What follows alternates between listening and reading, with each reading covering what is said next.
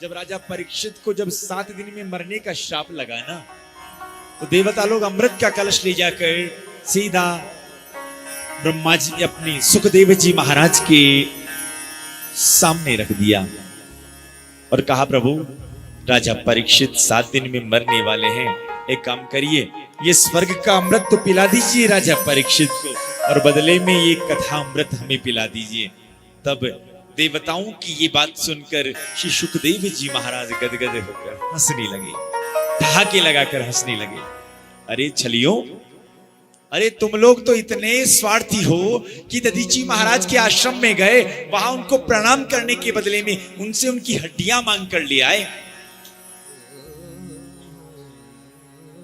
उनसे उनकी हड्डियां मांग कर ले आए, और यहां बड़ी आसानी से तुम स्वर्ग का अमृत रख रहे हो और ये भागवत कथा अमृत का आप तुम पान करना चाहते हो। हाँ, अगर तुम श्रद्धा से आते ना तो निश्चित मैं तुम्हें ये कथा सुना देता, और तुम तो सौदागर बनकर आए हो और एक कांच का टुकड़ा देकर करोड़ों की मणि लेना चाहते हो।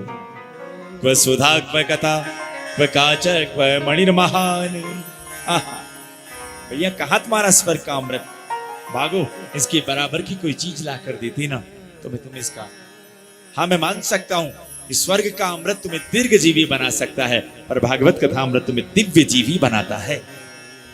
स्वर्ग का अमृत मानी बात, ये हर किसी के नसीब में नहीं होता है। स्वर्ग का अमृत उसी को मिलता है जो जीवन भर खूब पुण्य करें, खूब पुण्य करें उनको।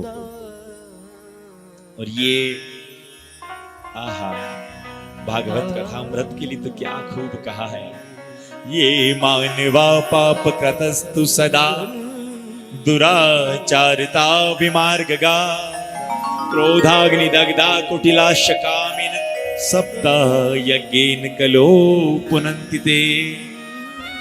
जो व्यक्ति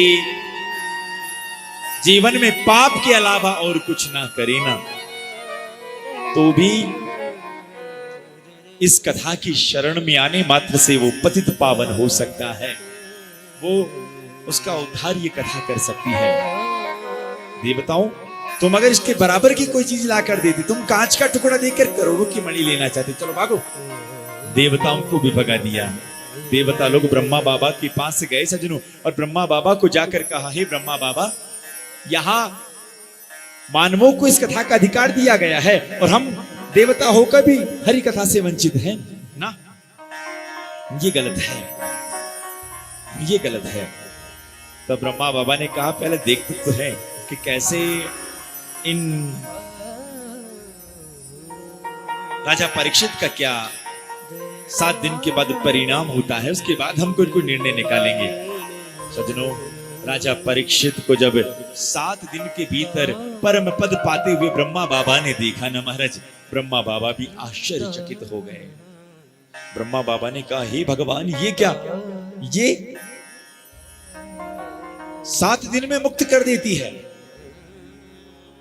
अपनी मन रूपी तुला पर एक तरफ भागवत शास्त्र को रखा सजनों, और दूसरी तुला के ऊपर दुनिया के सभी ग्रंथों को रख दिया। हुआ क्या, भागवत का पलड़ा नीचे लटक गया। लघुन्यानि जातानि रूपेण गौरवेण दम्महत।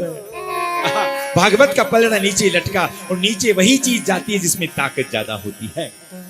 आज तो ब्रह्मा बाबा ने घोषणा कर दी, मेनिरे भगवत रूपम शास्त्रम भागवतम कलो। आहा, ये भागवत कोई सामान्य नहीं है।